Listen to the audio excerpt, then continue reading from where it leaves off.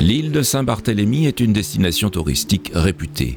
Mais son environnement proche lui rappelle combien elle est dépendante de la mer et de ses ressources. Partout dans le monde, on observe une diminution dramatique des populations de raies et de requins. Ils sont pourtant l'une des pierres angulaires sur lesquelles repose l'équilibre des écosystèmes côtiers. Leur disparition pourrait entraîner progressivement un dérèglement général des écosystèmes, notamment via la prolifération de leurs proies, ainsi que des animaux malades. Les requins sont donc indispensables pour le futur de la pêche à Saint-Barthélemy, mais aussi pour l'activité touristique, très dépendante des zones côtières. Ce projet vise donc à s'assurer que les populations de requins et de raies de Saint-Barthélemy soient viables sur le long terme, tout en s'appuyant sur la communication pour que la présence de ces animaux soit avant tout perçue comme un atout plutôt qu'une menace. C'est dans ce contexte que l'Agence territoriale de l'environnement a obtenu un financement européen via l'initiative BEST pour la mise en place du premier plan d'action pour la préservation des raies et des requins dans les Antilles françaises. Et c'est tout à son honneur. Saint-Barthélemy est une destination où c'est vrai, il y a tout en un ici. Nous avons le shopping, la gastronomie, tout le logement possible, un choix large. Nous avons une activité très intense de la part des associations, donc beaucoup d'événementiels à Saint-Barthélemy. Tous ceux qui sont venus à Saint-Barth sont au départ des marins, c'est les marins qui ont construit Saint-Barthélemy. Donc automatiquement nous sommes très proches de la mer à Saint-Barthélemy. Donc il y a cette tradition d'être proche des animaux de la mer. Pour coordonner et mettre en œuvre sa politique environnementale, la collectivité de Saint-Barthélemy s'est ainsi dotée d'une agence territoriale ayant pour mission la préservation de l'environnement. Ces missions de préservation de l'environnement, elles reposent avant tout sur un travail d'atténuation des impacts. On part du principe que la nature est bien faite. Et le rôle d'un gestionnaire d'espaces naturels comme l'ATE, ça va être de minimiser les impacts et donc le dérèglement de ces espèces de systèmes écologiques qui fonctionnent théoriquement très bien.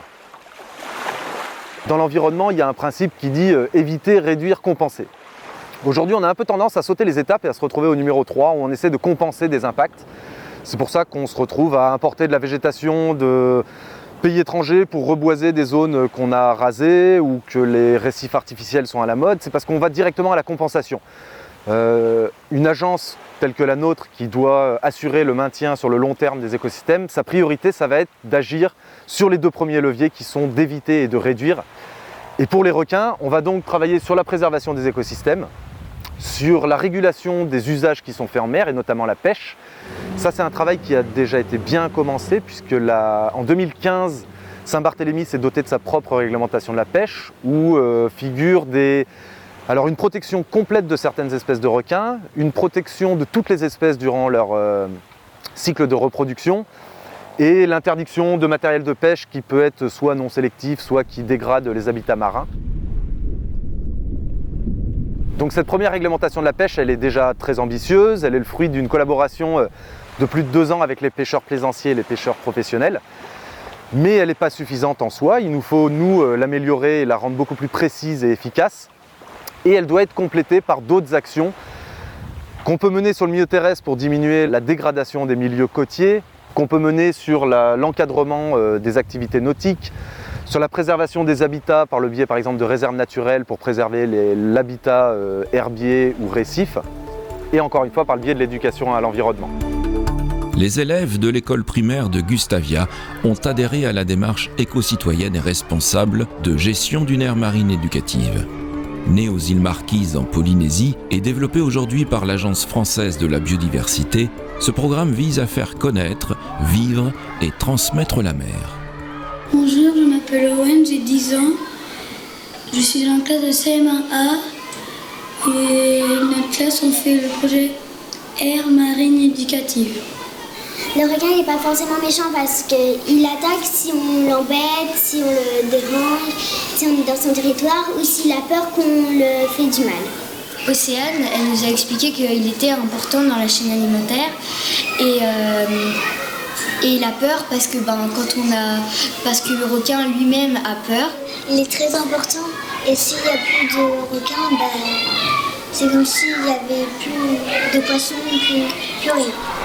Le requin me fait penser à un animal aquatique qui n'est pas forcément horrible, méchant, mais juste un être comme les autres qui a besoin de se nourrir. Pour protéger, il faut connaître.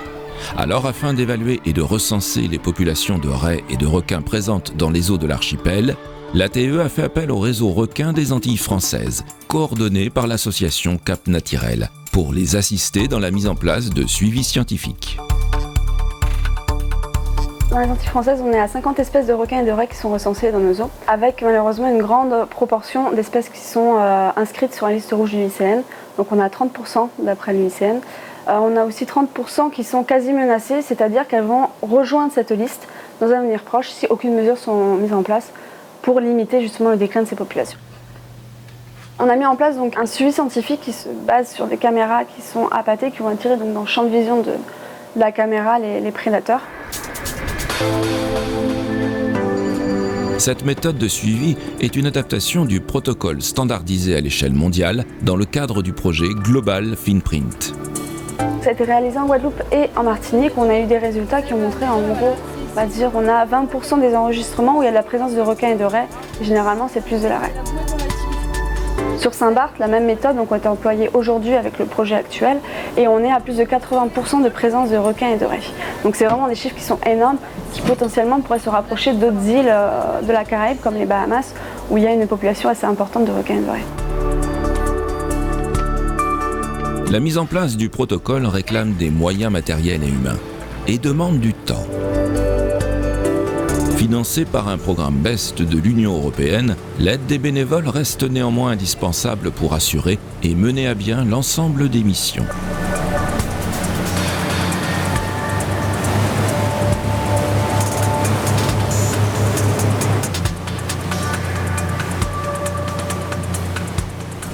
L'opération consiste à immerger des structures sur divers secteurs de Saint-Barthélemy.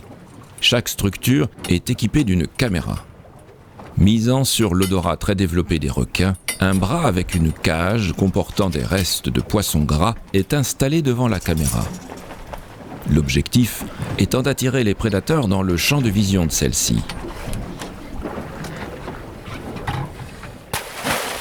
La quantité d'appât utilisée n'attire cependant que les animaux se situant à proximité de la structure.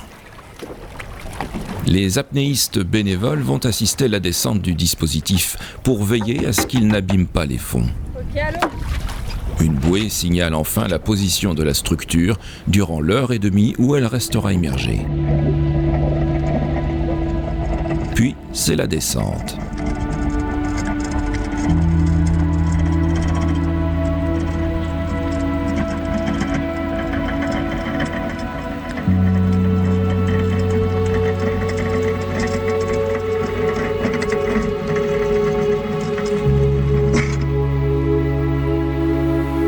Avec le suivi scientifique, on a déposé à ce jour environ 250 caméras sur les eaux de Saint-Barthélemy.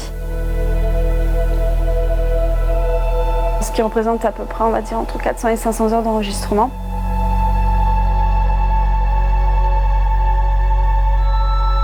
On est à plus de 80% de présence de requins et de raies sur les caméras, ce qui est vraiment énorme et vraiment intéressant. Avec une grande diversité, plus de 9 espèces recensées et différents stades observés, donc avec des juvéniles, on a des subadultes, donc qui est entre le juvénile et l'adulte. On a des adultes et on a des femelles gestantes pour au moins 3 espèces de requins, ce qui est vraiment très très intéressant.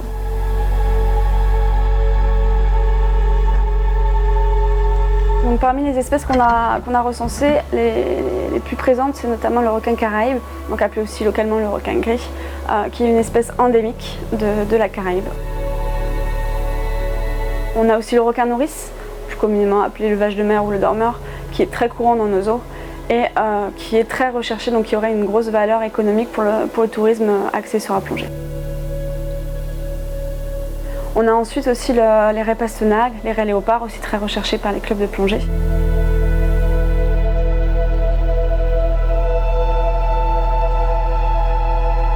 Généralement craintifs, ces animaux se laissent pourtant régulièrement observer pour le plus grand plaisir des plongeurs. Les clients sont très demandeurs de requins, de raies, puisque c'est un peu les gros spécimens qu'on peut observer autour de Saint-Barthélemy, donc c'est toujours un attrait pour le plongeur. Je pense que Saint-Barth se situe vraiment dans les îles qui sont les plus préservées. Donc l'observation des requins est privilégiée comparé à pas mal d'autres endroits où ça devient de plus en plus rare. Saint-Barth fait partie, à mon avis, des endroits qui vont dans le bon sens en fait. C'est-à-dire qu'il y a quelques années, moi ça fait maintenant 20 ans que je suis installé ici et que je plonge ici. Au début, on observait presque que des requins dormeurs. Et depuis quelques années, il y a des populations de requins gris qui commencent à vraiment s'installer ici et qu'on peut voir pratiquement tous les jours. Et quelques rares spécimens plus rares comme un marteau, un citron ou un tigre. Et là, bon, c'est vraiment cerise sur le gâteau.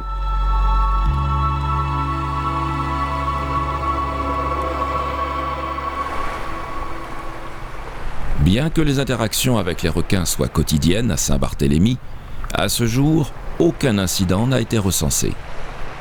Alors un jeune qui rentre à l'eau et qui a peut-être un petit peu peur et qui est réticent par rapport aux requins, je leur explique qu'il peut y avoir des requins et c'est plutôt un signe de bon équilibre au niveau de la faune et de la flore, on va dire, aquatique. Je leur explique que nous on a la chance à Saint-Barth que l'eau soit généralement tout le temps claire. Donc un requin peut facilement identifier un être humain qu'il ne connaît pas trop, d'un poisson ou d'une tortue.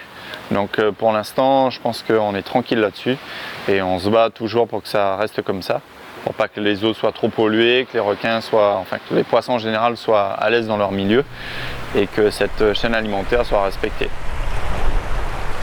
Moi personnellement, j'ai jamais eu une attaque de requin. J'ai fait beaucoup de plongées, que ce soit la bouteille pour regarder les fonds. Moi, j'ai jamais eu un requin qui m'a approché. Avant, je faisais la pêche des requins et puis depuis quelques années, on a arrêté à faire la pêche des requins parce qu'il n'y a pas l'écoulement pour cela. Il y a plus en plus de demandes pour le pélagique, alors le requin, ça se vend très mal. Alors nous, on cherche à pêcher le poisson qui est vendu.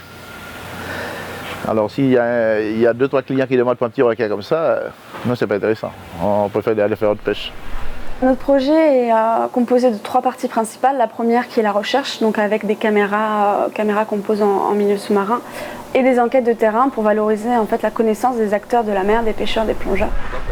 Et ensuite, on a une part importante de collaboration, d'échange avec les acteurs locaux, les élus, les pêcheurs, les plongeurs, les responsables du tourisme, mais aussi en fait les experts internationaux et les autres îles voisines pour essayer d'identifier quelles sont les mesures de conservation qu'ils proposent. Et du coup, l'objectif, c'est de réfléchir tous ensemble par rapport aux données qu'on a recueillies, par rapport à l'état des connaissances actuelles qu'on a sur l'île, quelles sont les mesures les plus adaptées à l'île et qui peuvent être facilement applicables.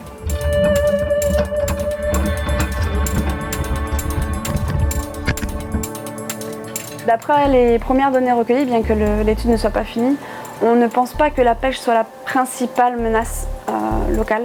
En revanche, il y a d'autres menaces qui peuvent être plus importantes, notamment la dégradation des habitats côtiers, des zones à herbiers.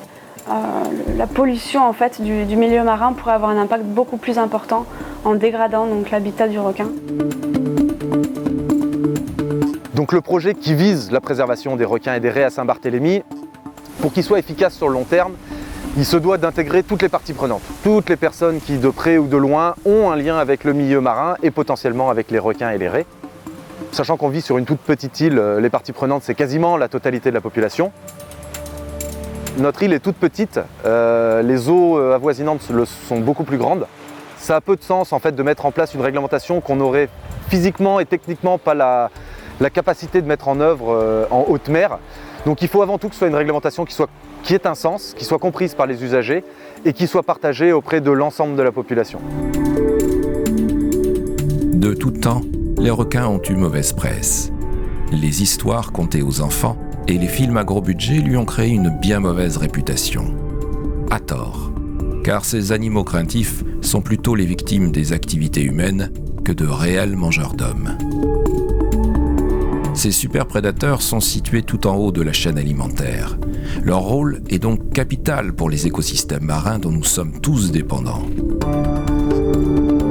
Dès lors, comment imaginer un monde où ces animaux ne seraient plus ? Honnêtement, c'est impossible, car un monde sans requins deviendrait tout bonnement invivable, même pour les hommes.